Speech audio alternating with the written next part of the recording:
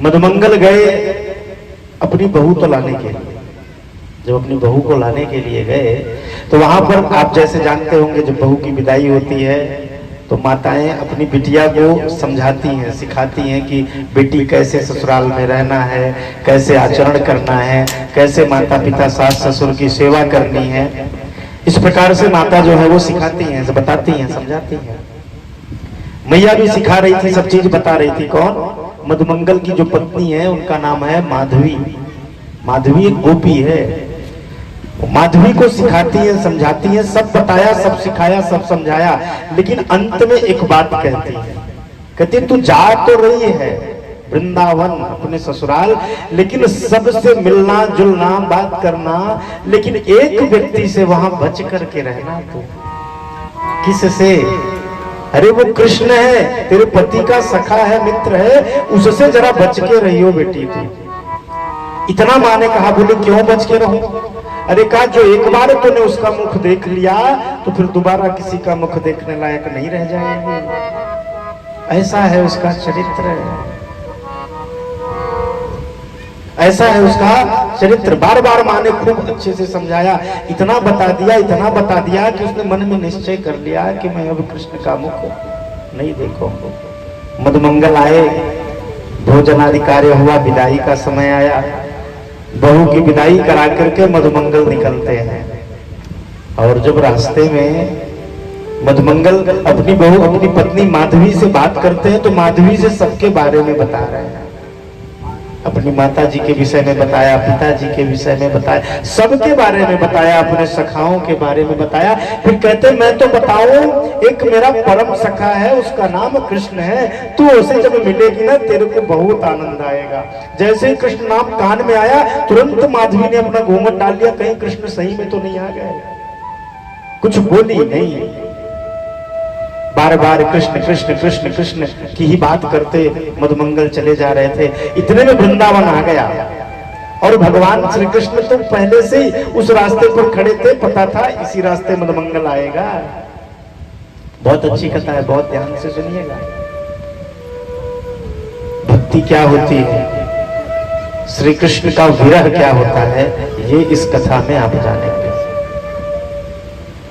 कहते हैं महाराज जब बैलगाड़ी पहुंची वृंदावन, भगवान श्री कृष्ण ने बोला अरे मधुमंगल तू आ गया। तुरंत मधुमंगल कहता अरे हाँ कान्हा तू आ गया, बहुत अच्छा किया कृष्ण तू आ गया, जा जा अपने भाभी से मिल ले, वो आई है पीछे बैठी है। अच्छा यहाँ बैठी, मैं जाऊं मिल लूं? हाँ हाँ जाकर के मिल ले। हमारे प्रभु गए पीछे से और जैसे कृष्ण का नाम मधुमंगल के मुख से सुना, इतने में माधवी ने तुरंत अपना घूंघट यहाँ नीचे तक लगा लिया और आसपास जितने कपड़े थे, चुनरी थी, सब कुछ अपने सर पर डाल ली कि मैं छुप जाऊं, कहीं मुंह न दिख जाए उसका, उसको मुंह ना दिखाऊंगी मैं अपना। सब महाराज तब तक भगवान श्री कृष्ण आए, ए भाभी जी राम राम। भाभी जी तो एकदम अपना घूंघट पकड़े कहीं खोल के न देख ले। प्रभु ऐसे हैं भी महाराज, एकदम अपने हाथ पांव सिकोड़े बैठी, कुछ बोल नहीं रही। भगवान बैलगाड़ी पर चढ़कर बैठ गए। अरे मुझको एक बार अपना मुखड़ा दिखाए दे भाभी।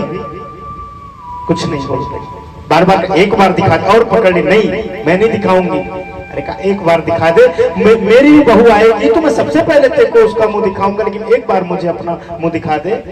बोले ना नहीं दिखाऊंगा। भगवान कह रहे दिखा दे, बहुत पछताएगा। अरे कहा ना मैं नहीं दिखाऊंगी। भगवान कह रहे हैं तेरे हाथ जोड़ू, तेरे पैर पड़ो, तो मुझको एक बार अपना मुख दिखाए दे। आधे घंटे एक घंटे तक बार बार भगवान पैर छू रहे, हाथ जोड़ रहे, मुझको एक बार अपना मुख दिखा दे। लेकिन माँ ने उसको ऐसा समझाया था, उसे क्या पता कि सामने साक्षात ब्रह्म है, वो मुझे देखना चाह रहा है। बार बार विनती कर रहे हैं भगवान, एक बार मुझको अपना मुख दिखा दे। बार बार नहीं दिखाती। आधे घंटे एक घंटे बीत गए विनती करते हुए, मुझको दिखा दे, सच कहता हूं दिखा दे। नहीं दिखाती। भगवान कहते हैं आज मैं कह रहा हूं नहीं दिखा रही है, बहुत पछताएगी एक दिन, इस मुखड़े को देखने के लिए तड़प जाएगी, तरस जाएगी, लेकिन दिखेगा नहीं ये मुख। कहा मुझे नहीं देखना, तो मैं चला जाऊं? हाँ चले जाओ। भगवान आए, उतरे, मधुमंगल से पूछते मधुमंगल अरे तेरी बहू जो है कानी है के? बोले नहीं वो तो ठीक ठाक है। बोले दांत तो है के? बोले नहीं वो भी ठीक ठाक है। लूली है? बोले नहीं वो भी ठीक। लंगड़ी है के? बोले नहीं एकदम ठीक ठाक है। अरे तो फिर मुंह काहे को छुपाए, मुंह को मुंह काहे ना दिखाए? जा मैं भी तुमको अपनी बहू से ना मिलवाऊंगा। अरे बोले मुंह को काहे ना मिलवाएगा, मुंह तो वहां ना दिखा रही। भगवान बोले ठीक है तो को दिखाऊंगा लेकिन वहां को ना दिखाऊंगा। इतना कह करके भगवान जो है चले जाते हैं। अब माधवी घर पहुंची अपने। माधवी जब घर पहुंची अपने तो घर पर जब भी कोई बात होती तो सभी लोग कृष्ण कृष्ण कृष्ण कृष्ण कृष्ण की माला जपते रहते महाराज। जब भी कोई बात होती श्री कृष्ण श्री कृष्ण श्री कृष्ण श्री कृष्ण। 2 दिन 4 दिन 5 दिन बीता, कोई भी कृष्ण का नाम लेता, माधवी तुरंत घूंघट लगा लेती, कहीं आ तो नहीं गया। कोई भी कृष्ण का नाम लेता फिर घूंघट लगा लेती। दिन भर सबके मुख से एक ही नाम कृष्ण कृष्ण कृष्ण कृष्ण कृष्ण। परेशान होकर के एक दिन बोल दिया तुम लोग के पास कोई और काम नहीं होता क्या? भाई सासू मैया से नहीं बोल पाई लेकिन बगल की जो गोपियां सहेली बन गई थी उनसे कहती है ये कृष्ण है क्या? दिन रात तुम लोग कृष्ण कृष्ण कृष्ण कृष्ण जपते रहते हो, है कौन ये कृष्ण? क्यों इतना नाम आता है उसका बार बार? तो सबरी गोपियां हंसती हैं, तैने अभी मुखड़ा ना देखा ना उस नंद के छोरा का, तभी तू ऐसे बात करती है। जिस दिन वाको देख लेगी ना उस दिन फिर कोई और की सुध ना रह जाएगी तो को। अरे बोले मुझ को ना देखना उसका मुख, मैं काय को देखूंगी? तुम देखो तुम जानो। लेकिन जैसे जैसे समय बीते सिर्फ कृष्ण कृष्ण का नाम सुने तो उसके मस्तिष्क में हृदय में तन में मन में हर जगह सिर्फ कृष्ण कृष्ण कृष्ण कृष्ण। लेकिन दिमाग में एक चीज बैठाई है कि मुझे कृष्ण को देखना नहीं है। समय बीतने लगा, भगवान भी आते तो माधवी से थोड़ा बच करके, जैसे ही कृष्ण का नाम आता तुरंत वो हट जाती, अपना घूंघट लगा लेती कहीं आमना सामना ना हो जाए। समय बीतने लगा और दिन भर उसके चित्त में, रात में भी उसके चित्त में कृष्ण कृष्ण कृष्ण कृष्ण कृष्ण कृष्ण चलने लगा। आपसे बताऊं, एक दिन गोपियां जो पनघट में पानी भरने जाया करती थी, एक दिन रात का समय था, 3 बजे थे रात के। उसको लगा सुबह हो गई, भोर हो गई, वो उठी है और मटका उठाई है, पनघट में पानी भरने के लिए चली गई है। और जब पनघट पे पहुंची तो सोच रही है कि मैं देर से आई हूं कि मैं जल्दी आई हूं, आज कोई गोपी नहीं आई, मैं अकेली ही आई हूं, क्या बात। फिर उसने सोचा हो गया, अब आ गई हूं तो जल भर ही लेती हूं। ऐसा विचार करके वो पनघट पे जल भरती है। अब जब जल भरती है तो फिर सोचती है कि अब ये गगरी उठा करके मेरे सर पर मटकी उठा करके कौन रखे। भाई सब गोपियां आती थी तो उठा करके एक दूसरे की मटकी सर पर धर देती थी, लेकिन आज तो अकेली है तो कौन सी गोपी उठा करके सर पे मटकी रखे। सोच ही रही थी, कोई आसपास दिखाई नहीं दे रहा था। तब तक उस अंधेरे में एक काली काली से दूर से एक नन्हे से बालक की छाया दिखाई देती है उसे। वो मनमौजी बालक अपने में मस्त खेलता कूदता सा जा रहा था। तो वो कहती अरे इतनी रात को ये कौन सा छोरा, कौन सी गोपी अपना नन्हा सा बालक को भूल गई है, यहाँ जंगल में घूम रहा है, पनघट पे घूम रहा। तो दूर से बुलाती है, ओ लाला, ए लाला, किसके घर का है, कौन है तेरी मैया? कुछ नहीं बोले, ए लाला इधर आना तू मेरे पास।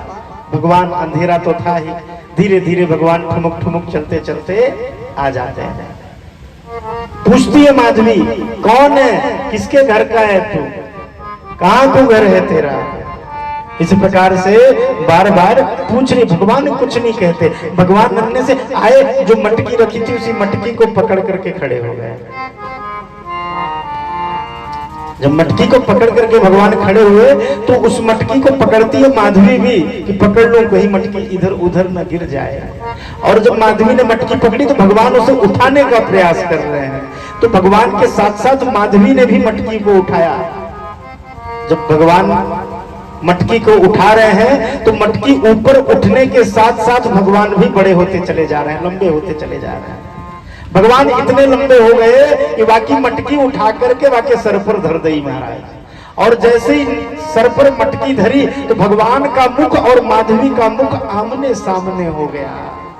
और जैसे आमने सामने हुआ, आज पहली बार माधवी ने नंद नंदन भगवान श्री कृष्ण चंद्र को देखा है। और जैसे ही उस छवि को देखा है, आप तो जानते हैं जब तक संसार देखोगे तो वो दिखेगा, और जिस दिन उस छवि को देख लोगे फिर कुछ और नहीं दिखेगा।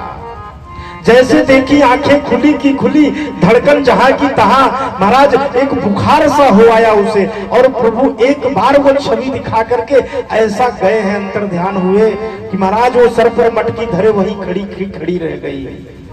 1 घंटा 2 घंटा बीत गया, जब और गोपियां आई तो देखते ही हैं कि क्या ये मटकी सर पर धर के क्यों खड़ी है।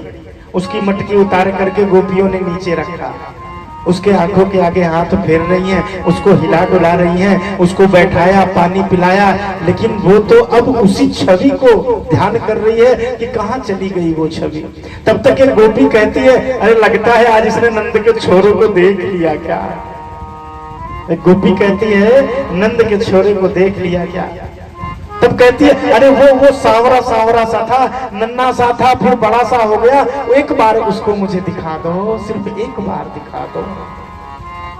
अब कुछ और देखने की चाह नहीं रह गई है, सिर्फ एक बार मुझे उस झांकी का दर्शन करा दो, अब कुछ ना देखना। गोपियों ने समझाया, यही तो बात कह रहे थे कि एक बार उसका चेहरा देख लेगी तो फिर दोबारा दुनिया में कुछ अच्छा नहीं लगेगा। बार बार कह रही, बस एक बार मुझे दिखा दो। सब गोपियों ने पकड़ करके भगवान को, गोपी को पहुंचाया उसके घर पर। आज उसका शरीर एकदम तप रहा है, सिर्फ उस झांकी को, नंद नंदन को देखना चाह रही है और कुछ देखना ना चाह रही है। जब से श्री कृष्ण को देख करके आई है ना, तब से उसे कुछ अच्छा नहीं लगता, कोई भी अच्छा नहीं लगता, सिर्फ भगवान को देखना चाहती है। आज मधुमंगल से कहा एक बार मुझे अपने मित्र के दर्शन करा दो, एक बार कान्हा के दर्शन करा दो। मधुमंगल कहते ठीक है, मैं लेकर के आऊंगा, तू दर्शन कर लेना। भगवान आए, सब कुछ दिखता है माधवी को, सिर्फ गोविंद नहीं दिखते माधवी को। वहां पर धुंधला धुंधला सा दिखाई देता है उसे। जहां भी जाती, कोई भी उत्सव होता ब्रज में, वहां जाती, कृष्ण की आवाज जब उसके कानों में पड़ती तो देखने का प्रयास करती, सब कुछ दिखता माधवी को, लेकिन भगवान नहीं दिखते माधवी को।